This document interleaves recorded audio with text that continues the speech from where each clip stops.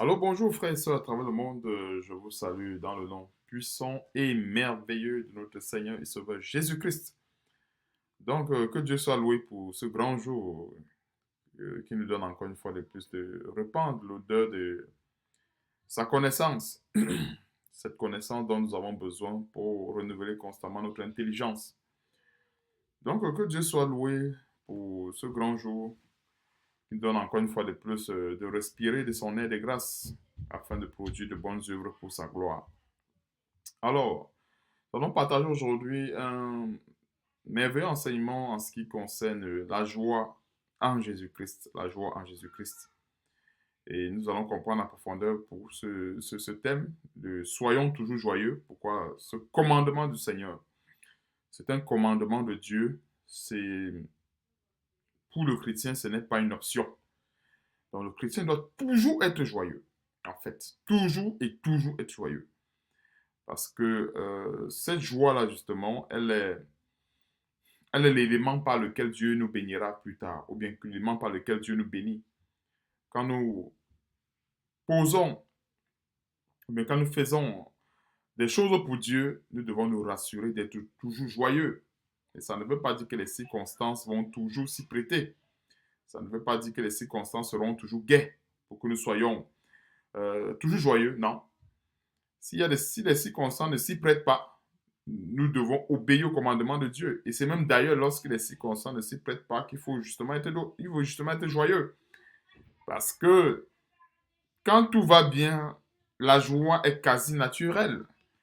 Mais quand tout va mal, à ce moment, c'est à ce moment qu'on comprend pourquoi est-ce qu'il faut obéir à la parole de Dieu. Parce que comme le dit la parole de Dieu, un cœur joyeux est un bon remède. Alors, on va remettre tout entre les mains de Dieu comme d'habitude avant de commencer. Quand la parole de Dieu nous recommande quoi que nous fassions en parole ou bien en œuvre, nous le faisons au nom de notre Seigneur et Sauveur Jésus-Christ. Prions. Éternel Dieu, je te remercie, je te rends grâce, Seigneur Dieu, pour cet enseignement. Merci encore, Seigneur, de mettre la joie dans nos cœurs.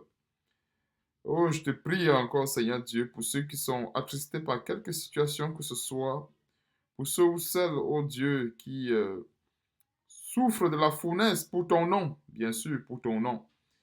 Et merci de leur donner la force, de leur donner de se relever et de continuer la marche. Merci aussi également, Seigneur Dieu, de nous donner la force de pouvoir continuer à répandre cet évangile, afin que ton peuple soit sauvé, afin que les hommes soient délivrés de tout ivraie, de toute mauvaise sémence de l'ennemi dans le cœur. Merci aussi également, Père éternel, pour ce temps dont tu as disposé pour que cet enseignement soit dispensé. Je te bénis encore, éternel Dieu, pour les grandes révélations que tu as prévues pour nous afin de nous délivrer de la mauvaise humeur, afin de nous délivrer de tout esprit impur qui pourrait se cacher derrière la mauvaise humeur, ou bien qui se cache derrière la mauvaise humeur. Merci pour toutes choses et surtout, sois béni, sois glorifié pour toutes choses et c'est dans le nom puissant et merveilleux de notre Seigneur et Sauveur Jésus-Christ que je t'ai ainsi prié. Amen. Donc, 1 Thessaloniciens chapitre 5, verset 16, c'est ça le texte principal.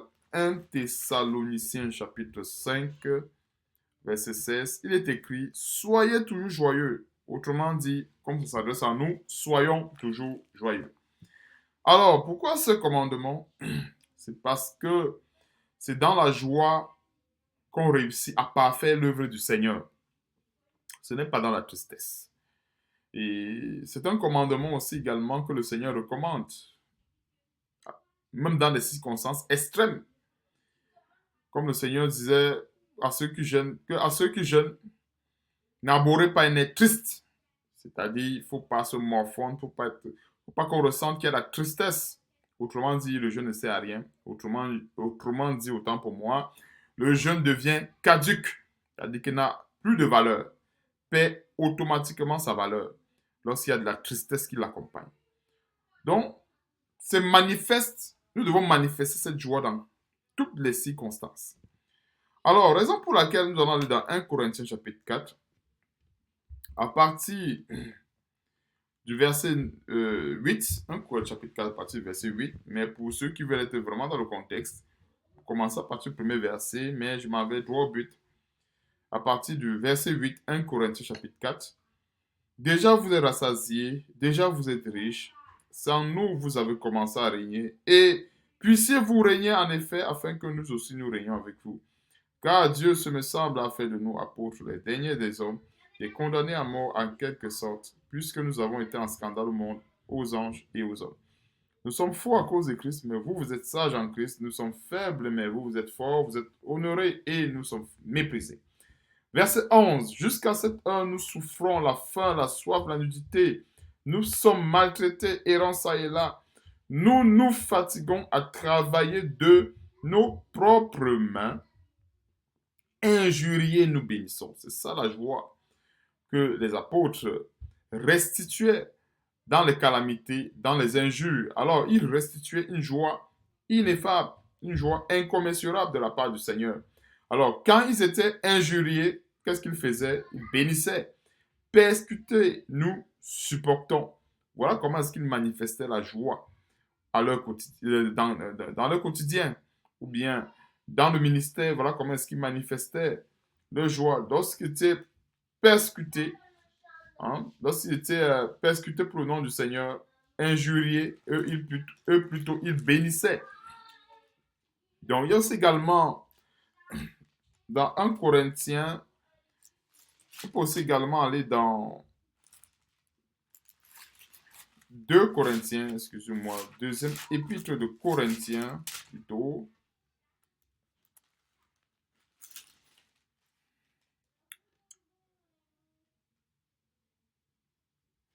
Deuxième épître de Corinthiens, chapitre 6, à partir du verset 3. Et l'apôtre Paul explique pourquoi est-ce qu'il faut garder la bonne attitude, la bonne humeur.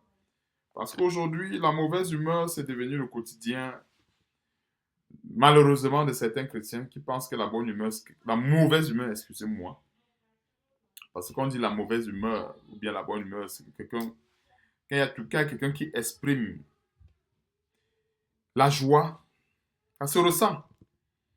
Qu'il y a quelqu'un qui exprime la tristesse, le désarroi, ça se ressent. C'est pour ça que justement, dans le jargon le plus connu, on sait, bon, telle personne est de bonne humeur, telle personne est de mauvaise humeur. Ça veut dire qu'en fait, elle exprime, lorsqu'elle est de bonne humeur, elle exprime la joie. Lorsqu'elle est de mauvaise humeur, elle exprime soit la tristesse, soit le désarroi. En fait, une situation vraiment qui n'est pas gaie. Mais nous devons toujours être joyeux. Toujours être joyeux, même dans les circonstances extrêmes telles que nous le voyons dans cet enseignement. 2 Corinthiens chapitre 6, nous allons le limiter à quelques versets, mais des versets assez profonds. À partir du verset 3, nous ne donnons aucun sujet de scandale en quoi que ce soit, afin que le ministère ne soit pas un objet de blâme. Voilà pourquoi il faut être toujours joyeux. Un chrétien, par exemple, qu'on remarque que, bon, il a les humeurs changeantes. Ce n'est pas une bonne image pour le Seigneur Jésus-Christ. Et y compris même pour des chrétiennes, c'est-à-dire pour des femmes qui sont enceintes. J'ai euh, très souvent entendu le fait que, bon, quand une femme est enceinte et tout, les hormones, ça fait si, ça fait que des fois, elle peut être de mauvaise humeur, elle balance les mots, elle balance les mauvaises paroles, parce que, oui, c'est l'enfant qui fait... Non, non, non, non, non, non, non, c'est faux. C'est faux. La même femme chrétienne qui est enceinte, qui balance de mauvaises paroles à son mari, si elle est dans le milieu de travail, elle ne le fera pas avec son patron. Et c'est là où vous allez déduire avec moi que ça, c'est la possession démoniaque. Elle ne le fera pas avec son patron. Parce que c'est que si elle tente cela avec son patron, c'est la porte. Le patron n'est pas là pour gérer les mauvaises humeurs. C'est la porte. Directement. Mais plusieurs, comme ils savent que bon, le mari il va forcément comprendre. Donc, on préfère jeter tout le fardeau sur sa tête. Mais il est question qu'on comprenne que derrière la mauvaise humeur se cache Satan. Oui. Parce que la Bible, le Seigneur sait pourquoi est-ce qu'il nous a donné ce commandement. Soyez toujours joyeux. Donc, ça dit soyons toujours joyeux. C'est dans la joie qu'on peut répandre le bon parfum de la connaissance de notre Seigneur et Sauveur Jésus-Christ. Et ce beau parfum qu'on répand, ce n'est pas toujours quand tout va bien. Non, ce serait facile. Mais ce serait trop facile. Quand tout va bien, mais le parfum, même celui qui ne connaît pas Dieu, quelle est la différence entre le chrétien et l'impie et le méchant? C'est que le chrétien, même quand il traverse des situations difficiles, il est toujours joyeux. Mais les gens qui ne connaissent pas Dieu, quand ils ont des difficultés, ils ont la face attachée. Ils perdent la joie, ils perdent le sommeil quand c'est difficile. Ça, c'est pour les gens qui ne connaissent pas Dieu. Mais celui qui connaît Dieu ne doit pas se comporter comme celui qui ne connaît pas Dieu. C'est pour ça que cet enseignement nous apporte beaucoup la délivrance. Est-ce que c'est pour dire que je dois manifester la joie quand je veux, ou quand ça me tente, mais quand je me sens bien? Non. En fait, pour moi, pour un chrétien qui demeure dans la volonté de Dieu, il doit toujours être joyeux. Toujours. Toujours être joyeux. C'est un commandement de Dieu. Ça ne veut pas dire que ça ne veut pas dire qu'en fait, on ne sera pas menacé par la tristesse. Ce n'est pas ce que ça veut dire. C'est pour ça que nous allons continuer avec ces versets. 2 Corinthiens chapitre 6 à partir du verset 3. Nous ne donnons aucun sujet de scandale en quoi que ce soit afin que le ministère ne soit pas un objet de blâme. Parce que les gens qui ne connaissent pas Dieu nous regardent. Mais nous nous rendons à tous égards recommandables comme serviteurs de Dieu par beaucoup de patience. Un chrétien qui manque de patience, il pourrait être un objet de blâme dans le ministère. On va dire que lui, là, on a seulement pincé 2 fois. On a vu comment il est sorti de ses gonds. Ça veut dire qu'il s'est mis dans une colère noire. Une colère. On le testait seulement. Le voilà, il a déchiré les habits. Il fait lutter avec tout le monde. On va dire, mais celui-là, c'est quelle qualité de pasteur? C'est quelle qualité c'est quelle qualité de chrétien? Des fois, il y a des choses que les gens font parce qu'ils veulent nous tester. Excusez-moi. Mais nous rendons à tous égards recommandables, comme serviteurs de Dieu, par beaucoup de patience et de tribulation. Ça, la parenthèse que je vous ferai. Beaucoup de patience. Il y a plusieurs qui perdent patience à la moindre tribulation. Et cela ne glorifie pas Dieu. Cela ne glorifie pas Dieu. Dans les calamités, dans les détresses, sous les coups, dans les prisons, dans les troubles, dans les travaux, dans les veilles, dans les jeûnes, par la pureté, par la connaissance, par la longanimité, par la bonté, par un esprit saint, par une charité sincère. C'est dans tous ces détails que nous, c'est-à-dire la patience dans les tribulations, que ce soit dans les calamités, il y a toujours la patience. Dans les détresses, il y a toujours la patience. Sous les coups, il y a toujours la patience. Dans les prisons, il y a toujours la patience. Dans les troubles, il y a toujours la patience. J'ai pris la peine de les énumérer un par un pour qu'on comprenne la profondeur de cet enseignement. Pourquoi est-ce qu'il faut toujours être joyeux? On n'est pas toujours joyeux quand tout va bien. En fait, c'est une joie qui a autrement dit aucun sens. Parce que c'est tout à fait naturel dans ces cas-là. Alors, patience dans les tribulations, j'étais dans les troubles, dans les travaux, dans les veilles, dans les jeûnes, etc. C'est toujours joyeux.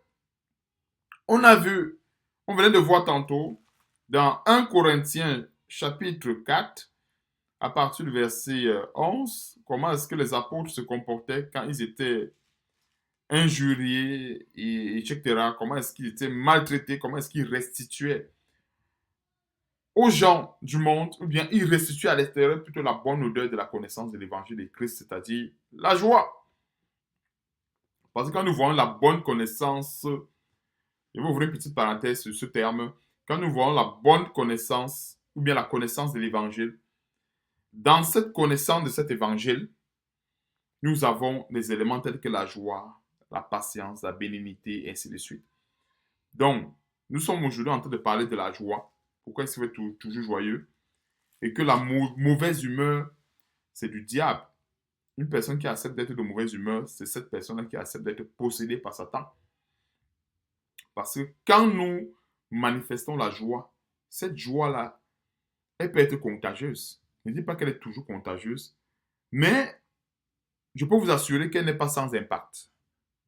elle n'est pas sans impact. Si on demande à plusieurs personnes, voudrais-tu voir une personne de mauvaise humeur ou bien de bonne humeur, du bonne humeur? Même celui qui est de mauvaise humeur va dire que non, je préfère voir une personne de bonne humeur.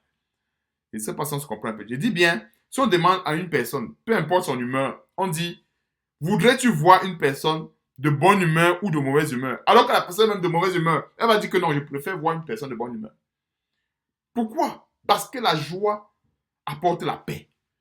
La joie apporte quelque chose de substantiel. Et c'est pour cela que le chrétien il est astreint de donner cette joie-là. Parce que cette joie-là, en fait, ça fait partie de la lumière de Dieu. Ça fait partie de la vie de Dieu, la joie-là. Et c'est pour cela que le chrétien, peu importe la situation, il doit toujours être joyeux. Parce que la joie, cette joie qu'il apporte à X ou à Y ou à Z, cette joie-là, c'est la lumière de Dieu. C'est la parole de Dieu. En d'autres termes. Voilà pourquoi il faut être toujours joyeux. Et j'ai ouvert cette parenthèse des femmes enceintes en général. On m'a très souvent fait part de cela. Il y a plusieurs qui ont compris. Hein. C'est-à-dire, les femmes, elles se lèvent aujourd'hui. Elles grondent leur mari. Elles balancent n'importe quelle parole. Et tout. Et des fois, le mari, il se dit, ah bon, peut-être c'est sa grossesse ça qui dérange et tout. Non, ce n'est pas sa grossesse, ce sont les démons. Ce sont les démons. Oui, ce sont les démons. Parce que cette même femme qui balance les mauvaises paroles aux gens, à son mari et à tous ceux, machin et tout, elle ne peut pas balancer ces mauvaises paroles à son patron. Elle ne peut pas. Parce que le patron ne gère pas ces humeurs-là. Si elle essaye, le patron met seulement dehors. Elle ne peut pas. Et c'est là où on comprend qu'en fait, les démons sont derrière. Parce qu'à ce moment, l'objectif, c'est de mettre les autres mal à l'aise. Donc, pour une femme chrétienne, pour ne citer que ce cas-là en particulier, une femme chrétienne, elle doit reprendre la bonne humeur. Même si l'enfant donne des coups à gauche, même si l'enfant donne des coups à droite. D'ailleurs, la grossesse, c'est le symbole de quoi? Ça, c'est le symbole de la bénédiction. Quand une femme a des nausées, aujourd'hui, le goût part, la bouche est amère et tout ça, ça, c'est le symbole des tribulations. Et plus tard, quand elle enfante, c'est la bénédiction, justement, qui sort. C'est pour nous faire comprendre ceci, c'est que, pour prendre justement cette allégorie, c'est qu'on ne peut pas enfanter en réalité une bénédiction si on ne passe pas par des tribulations. Voilà un peu l'allégorie de la femme enceinte. On ne peut pas enfanter au final, c'est-à-dire dans cette allégorie, après 9 mois, une bénédiction, si on ne passe pas par les tribulations. C'est pour ça que même lors de l'enfantement, il y a ce qu'on appelle des contractions, les douleurs, ça fait terriblement mal. Et quand ça s'intensifie de plus en plus, c'est que l'enfant veut sortir. C'est pareil avec les épreuves. C'est pareil avec les épreuves. Et en général, quand une femme a fini, elle a enfanté, elle oublie tout cela. Pour elle, c'est comme si elle n'avait jamais souffert. C'est comme cela avec les tribulations. Donc, pour résumer cet enseignement, c'est quoi? Le chrétien doit toujours être joyeux, peu importe les circonstances. Peu importe les circonstances. Pourquoi? Parce que cette joie-là, c'est la lumière de Dieu, c'est la parole de Dieu. D'ailleurs, la parole de Dieu dit ceci. Je ne connais plus exactement là où c'est écrit, mais je crois que ça doit être un proverbe. Un cœur joyeux est un bon remède. Un cœur joyeux est un bon remède. Quand on est joyeux, on répand la bonne nouvelle. Nous répandons le parfum de Christ dans la joie. Mais si on a toujours la face attachée, chez nous on dirait le mets de pistache. Pour ceux qui connaissent un peu, la face attachée, ouais, attachée, ça ne va pas. On est vraiment, on vient de perdre telle chose. Vraiment, on ne se sent pas bien. Que telle personne qui est dans telle situation ne se laisse pas dominer par cette tristesse-là. Parce que ça vient du diable. En général, il y a des épreuves, quand ça arrive, on peut discerner que ça vient du diable. Que c'est le diable qui vient voler la paix du chrétien à ce moment-là. En ce moment, on ne lui donne pas cette occasion. La Bible dit, même dans tout genre de calamité, même s'il arriverait qu'on perde tout et qu'on sent que dans le cœur, tout est bouleversé, allons à Dieu, pleurons à Dieu, qu'il remplisse le cœur de sa paix et de sa joie. Et c'est en cela que Dieu sera glorifié. C'est en cela que notre Seigneur Jésus-Christ sera également glorifié. Et c'est en cela qu'on sera des bons serviteurs. Bien, c'est en cela que nous sommes de bons disciples, de bons serviteurs de Dieu et de notre Seigneur Jésus-Christ. C'est en cela que nous le servons. Dans ces difficultés. Donc, pour ainsi dire, j'ai terminé pour cet enseignement. J'ai voulu le faire court et assez bref. Il était question que nous comprenions en profondeur ce commandement du Seigneur et qu'on puisse s'efforcer comme les apôtres. C'est pour ça que j'ai pris l'exemple des apôtres dans 1 Corinthiens 4 et 2 Corinthiens 6. Ce ne sont pas les seuls versets d'ailleurs. Il y en a plusieurs. Plusieurs qu'on pouvait tout simplement prendre, mais comme je dis, il y avait juste ces quelques versets, on peut comprendre en profondeur pourquoi est-ce que nous devons toujours être joyeux, de bonne humeur et autres. Et quand nous sommes joyeux, les gens nous approchent, ils veulent nous approcher. Quand ils sont de mauvaise humeur, ben, personne. Imagine une personne qui est de mauvaise humeur, personne ne veut l'approcher. On va dire, bon, on le laisse dans son humeur là-bas. Alors que un serviteur de Dieu, un servant de l'Éternel, doit pouvoir... C'est-à-dire, les gens doivent voir cette lumière et venir bénéficier de cela. Et je vais terminer avec un exemple ici. Je me suis rendu compte de quelque chose et je me suis rendu compte du fait que les gens qui ne craignent pas Dieu adorent énormément Dieu. Je vais expliquer un peu ce contraste et nous tous on va comprendre. Ici, dans le pays où je suis, au Canada, il fait quasiment, je dirais, il fait froid à peu près, si je n'exagère pas beaucoup, entre 80 à 85% dans une année, il fait toujours froid. Donc, on n'a qu'à peine 15% où on a vraiment du temps qui est beau. Je dis à peine, on a 15. Ce n'est pas vraiment 10 dans une année. Alors, j'ai fait un constat, c'est que quand il fait beau, en réalité, oh là là, les gens qui font tout pour profiter d'une belle journée, ce sont les gens qui ne craignent pas Dieu. Ce sont les pécheurs. Il dit bien, profiter d'une belle journée. Les gens programment des vacances, des voyages, des balades, des ceci, se baladent dans la nature. Pour moi, des fois, quand j'ai un peu de temps, je marche. Mais je suis des fois scandalisé de voir comment est-ce que la plupart des gens qui règnent pourtant, qui disent que non, Dieu n'existe pas, qui disent pourtant que non, Dieu là vraiment, non, laissez-moi avec. Je voulais dire, laissez-nous comme ça et tout. Des gens qui règnent Dieu, mais avec une extrême force. La façon dont, quand le soleil sort, oh là là, tous ces gens sont dehors. Dans la nature, des fois, quand je me balade et tout là, ils sont tous dehors, se baladent dans la nature. Et ça, je me rends compte que, mais attends, le soleil là, la nature là, ce sont les œuvres de Dieu. Ce sont les œuvres de Dieu. Ce merveilleux soleil qui se lève, qui nous éclaire. Hein? Et quand ce soleil se lève, dans un pays comme cela, parce que généralement en Afrique, on ne peut pas comprendre cela. Moi, j'étais au Cameroun, le soleil, c'était quasiment à l'année longue. 365 jours, 365 jours sur 365, il y a le soleil. C'est sûr qu'il y a des temps où il n'y a pas de soleil, mais en fait, c'est une façon de dire, bon, au moins, peut-être si je vais entrer dans les détails, il y a peut-être le soleil à peu près 340, 365 jours. C'est peut-être 300, je ne sais pas trop. Mais au moins, par rapport à ici, je peux quasiment dire 365 jours. Parce qu'il y a des jours où tu te lèves comme ça, il n'y a pas le soleil jusqu'au soir. Des jours où il fait tellement froid. La nuit, il y a le soleil ici.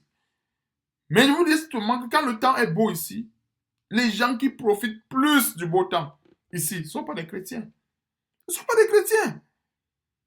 Bon, pas pour dire que les chrétiens ne sortent pas. Je ne sais pas si vous comprenez un peu quand je dis que ce ne sont pas des chrétiens. C'est-à-dire que, et j'avais constaté ça avec l'éclipse solaire, alors c'était grave.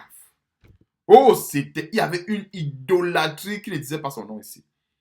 Il y avait des gens carrément qui ont emporté des chaises. Les gens étaient assis en route pour admirer la beauté de la nature de Dieu. Ça, mon cœur dit souvent que, ouais, si ces gens se pouvaient mettre les mêmes efforts comme cela pour vivre cette vie de sanctification que le Seigneur a mis à la disposition de tous les hommes via notre Seigneur, via le sacrifice de notre glorieux et merveilleux Seigneur Jésus-Christ, ce serait merveilleux. Mais en ce qui concerne la nature, quand il y a un beau soleil, un beau coucher du soleil, les gens qui l'admirent, pour la plupart, ce sont les gens qui ne connaissent pas Dieu, qui régnent Dieu. Mais ils sont en contact avec cette nature de Dieu en permanence. Et ils idolâtrent cette nature comme, je ne sais pas comment je dois t'expliquer. En fait, non. Et pourquoi est-ce que je dis ça? Je dis bien ici parce qu'en Afrique, le soleil sort quasiment presque tous les jours. Donc, là-bas, quand ça sort, ça dérange même les gens parce qu'il fait chaud. On dit qu'il fait chaud. Mais ici, quand le soleil sort, oh là là, les cinémas, les ceci, tout genre de plaisir, les invitations de barbecue, les ça, tout le monde sort, tout le monde sort. Alors, pourquoi je prends cet exemple? Le soleil qui sort le matin, oh, ça pour comprendre cette grande révélation. Le soleil qui sort le matin, c'est une forme d'expression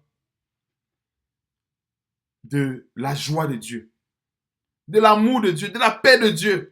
Ça sort, ça nous éclaire. Parce qu'ici, même en hiver, quand il y a le soleil, il fait froid. Des fois, le soleil sort le matin, mais dehors, c'est moins 40 degrés, moins 30 degrés. Donc, ça ne vaut pas la peine de sortir. Parce qu'il faut être couvert comme un ours pour sortir en hiver.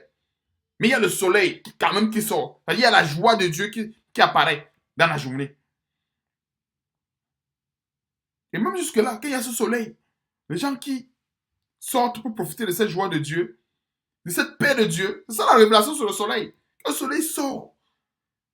Hein, et c'est pour ça qu'en journée, les gens profitent pour faire beaucoup de choses. Parce que c'est la lumière du soleil. C'est un trésor.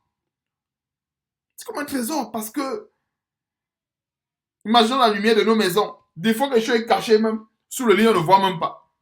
Avec la lumière de nos maisons. Mais quand le soleil sort, même s'il y a n'importe quoi, on voit. On voit. Parce que c'est tellement... Elle est parfaite. C'est-à-dire, Dieu répand sur nous la bonne humeur. Il répand sur nous la joie, la paix. Raison pour laquelle nous qui recevons ce soleil, nous devons faire pareil. Nous devons restituer ce que nous avons reçu. Alors quand ce soleil s'élève sur nous, sur nos têtes, et ça dépend de nos humeurs. Ça ne dépend pas de nos humeurs. Ça ne dépend pas des difficultés que nous avons. Même quand tout va mal, Dieu envoie ce soleil. Dieu nous donne son souffle de vie afin qu'on puisse continuer le combat et la marche chrétienne. Donc, ça, ce sont les exemples que je prenais tout simplement pour non seulement expliquer comment est-ce que, en ce qui concerne Dieu, quand il répand cette bonne humeur, quand il répand cette joie, les gens qui courent après cela, pour la plupart même, ce sont des gens qui ne craignent même pas Dieu. Pourtant, ils disent que non, Dieu n'existe pas. Mais ils courent après la joie de Dieu, cette révélation de la joie de Dieu qui est le soleil. Ils courent après ça. Et ils disent qu'ils ne craignent pas Dieu. À plus forte raison, nous. La Bible dit que nous sommes la lumière du monde. Alors, en tant que lumière du monde, nous devons resplendir cette lumière à travers le monde. Nous devons resplendir, excusez-moi, cette lumière dans le monde à travers la bonne humeur, à travers la joie, à travers la patience, à travers la tempérance. On doit resplendir cette lumière.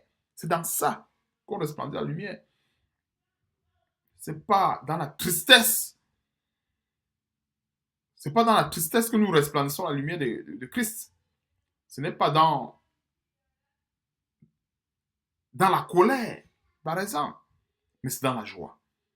Donc, j'en ai ainsi terminé pour cet enseignement. Que Dieu soit loué. Et qui donne à plusieurs d'être délivrés. Délivrés surtout parce que ce sont des démons qui se cachent derrière la mauvaise humeur. On voit dans des foyers des couples qui ne se parlent pas durant toute une journée, monsieur et madame. Durant une semaine, ou bien monsieur se lève aujourd'hui, je ne suis pas d'humeur à te parler. Madame se lève, je ne suis pas d'humeur à te parler. Et ça devient comme normal. Tu n'as pas d'humeur, qu'est-ce qui se passe? Qu'est-ce qui peut nuire à ton humeur? Je ne suis pas d'humeur. Si Dieu ne te pose également d'humeur à nous parler, on devait respirer. Voilà la question que se poser. Si Dieu n'était pas d'humeur à nous parler, on devait respirer. Est-ce qu'on devait vivre? Non. Mais des hommes, je ne sais pas si il faut que, je ne sais pas, l'homme par rapport à Dieu, je ne sais même pas s'il faut, on peut me le représenter. L'homme est tellement infime devant Dieu. Même quand les hommes piétinent la gloire de Dieu, pêchent jusqu'à, je ne sais pas comment, tourmentent Dieu. Cette expression est profonde. Les hommes passent leur quotidien à tourmenter le cœur de Dieu. Est-ce que Dieu a cessé de nous envoyer sa joie? Il n'a pas cessé. Mais l'homme, pour un peu de temps qu'il soit tribulé, il est de mauvaise humeur. Il veut restaurer, il veut restituer la mauvaise humeur sur les gens. Il veut restituer les ténèbres sur les gens. Alors que Dieu qui est tourmenté, jour et nuit, on va dire que Dieu est tourmenté comment? Quelqu'un me dirait, mais Dieu est tourmenté comment? Allons dans Ésaïe 43. Frères et sœurs, tout est dans la parole de Dieu. Dieu est tourmenté. Et quand j'avais lu ce verset, oh, j'étais content parce que c'est assez profond. Ésaïe 43, verset 24. Tu n'as pas appris d'argent à acheter pour moi des aromates et tu ne m'as pas rassasié de la graisse de tes sacrifices, mais tu m'as tourmenté par tes péchés. Dieu est tourmenté par les péchés des hommes. Il est tourmenté chaque seconde par les péchés des hommes. Il est tourmenté. Malgré ce tourment, Dieu envoie la joie. Il envoie la paix. Il envoie, malgré ce tourment. Alors, nous qui avons été créés à l'image de Dieu, c'est nous qui allons faire le contraire. Pourquoi est-ce que ce n'est pas le cochon qui a été créé à l'image de Dieu? Pourquoi est-ce que ce n'est pas le zèbre qui a été créé à l'image de Dieu? Pourquoi est-ce que ce n'est pas le cafard qui a été créé à l'image de Dieu? Pourquoi c'est l'homme qui a été créé à l'image de Dieu? C'est parce que l'homme a la nature de Dieu en lui. Dieu a mis dans l'homme sa nature afin que l'homme puisse faire quoi? Obéir et mettre en pratique sa parole. Voilà pourquoi nous avons la nature de Dieu. Nous devons être les imitateurs de Dieu, imitateurs de Jésus-Christ, imitateurs des vrais serviteurs de Christ. Parce que Dieu a mis en l'homme sa nature. Dieu n'a pas mis en l'homme sa nature pour que l'homme le gaspille dans le péché. Il faut bien qu'on le comprenne. Dieu a créé l'homme à son image. Quand il dit l'homme, ce n'est pas seulement l'homme, le sexe masculin, c'est l'homme et la femme. Parce qu'en fait, la femme est la dérivée de l'homme. Est une dérivée de l'homme. C'est parce que plusieurs vont pouvoir comprendre ce que j'appelle... bon, quand pas dérivé, c'est-à-dire issu de. Voilà. Dérivé, c'est issu de. C'est-à-dire que la femme est issue de l'homme. Donc, la dérivée première de l'homme, c'est la femme. Parce que la femme a été... Elle est issue de la côte de l'homme, selon ce que dit la parole de Dieu. Donc, c'est sa dérivée. Elle est issue de l'homme. Donc, quand on parle de l'homme, c'est toujours l'homme et la femme. Parce que l'homme et la femme ne forment qu'un seul corps. Alors, tu m'as fatigué par tes péchés. Tu m'as tourmenté. Mais malgré cela, au verset 25, Dieu dit ceci. C'est moi qui efface tes transgressions pour l'amour de moi et je ne me souviendrai plus de tes péchés. Donc, on voit que on peut penser que c'est facile. Ce n'est pas facile d'effacer les transgressions. Ce n'est pas facile. C'est-à-dire, Dieu est tourmenté Mais je ne sais pas, les images me manqueraient pour expliquer un tout petit peu les tourments de Dieu. Non, je n'ai pas vraiment d'image. Il faut vous dire la vérité. Mais Dieu est tourmenté à l'extrême. Mais dans ce tourment, qu'est-ce qu'il fait? Il dit, pour l'amour de moi, j'efface cette transgression. Et quand Dieu va demander à telle personne, pardonne à tes ennemis, pardonne à telle personne, il va dire, non, il m'a trop fait du mal. On voit la personne il voit son ennemi, il attache la bouche, il attache la face, comme chez nous on parlait du mets de pistache. Ça attache la face. Non. Même si les gens nous ont fait du mal, quand on les voit, on repense sur eux la bonne humeur. On repense sur eux la joie. Même si les gens nous ont attristés, qu'est-ce que nous devons faire quand on les voit? On les salue avec joie, on les bénit avec joie. On s'efforce à resplendir cette nature de Dieu que Dieu nous a donnée. Ce n'est pas pour rien. Ce n'est pas pour orner notre corps spirituel que Dieu nous a donné cette nature. C'est pour qu'on puisse resplendir cela à l'extérieur. C'est pour ça que la mauvaise humeur, c'est le Satan. C'est le Satan. Il y a des gens, dans une journée, se lèvent le matin, le front est attaché. Après, quand ça commence à aller un peu bien, comment être souriant. Mais le matin, attaché. D'autres, un peu souriant le matin. Mais le soir, le front attaché. Non. Non, je ne te parle pas aujourd'hui parce que vraiment, vraiment, je ne me sens pas. Je ne suis pas d'humeur. Je ne suis pas d'humeur à te parler. Et ça devient comme normal. Non, ce n'est pas normal. Chez le chrétien, ce n'est pas normal la mauvaise humeur. C'est démoniaque. C'est exagérément démoniaque. Mais c'est une possession démoniaque qui ne dit pas son nom. Et voilà comment est-ce que les chrétiens vivent au quotidien des fois avec ce genre de démons-là. Et dans le foyer, on voit les foyers qui finissent par se briser. C'est normal. Parce qu'à un moment donné, monsieur se lève. Ah, attache la face. Bonjour, non. Il ne dit rien. Madame se lève, attache la face. Ainsi de suite. Ça fait que, avec le temps, ce démon-là, il va se perpétuer. C'est-à-dire, si monsieur a boudé peut-être pendant 2 minutes, madame va chercher à bouder pendant 10 minutes. Quand madame va bouder pendant 10 minutes, monsieur va chercher à bouder pendant une journée. Madame va monter à 1 semaine. Monsieur va monter à 2 semaines. Et voilà, jusqu'au divorce. Voilà comment est-ce que la plupart des divorces arrivent. Non, je n'étais pas d'humeur aujourd'hui. Et mon patron m'a fait ceci. Mais ton patron peut-être ne sait pas trop. Tu as eu un stress au travail. Tu ne laisses pas le stress du travail au travail. Tu viens transférer ce stress-là sur madame à la maison et sur les enfants.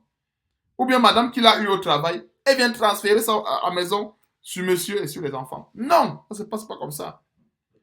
Tout ce que nous subissons dans nos lieux de travail, nous le laissons là-bas.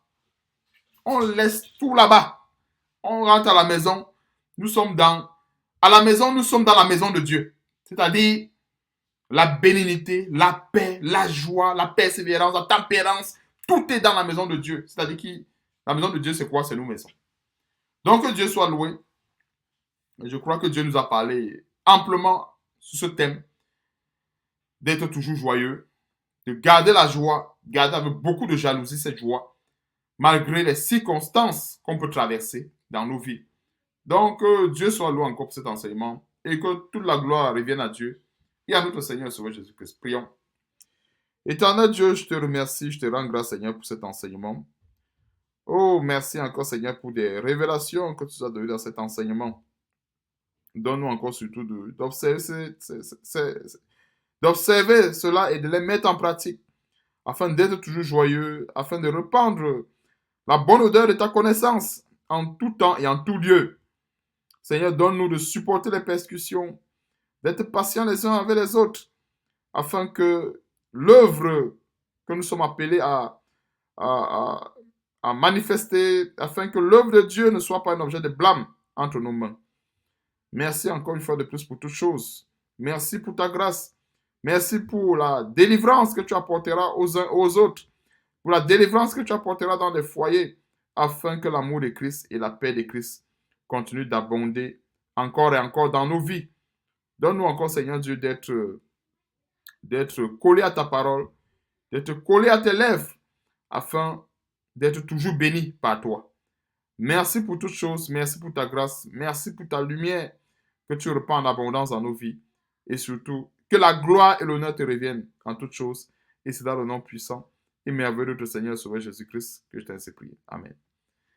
Amen, gloire à Dieu. Donc, bien aimé, on se dit, plaise à Dieu à tout moment. Si nous sommes toujours en vie, bien si notre Seigneur Jésus-Christ n'est pas encore revenu. Bye bye. Merci beaucoup. Gloire à Dieu.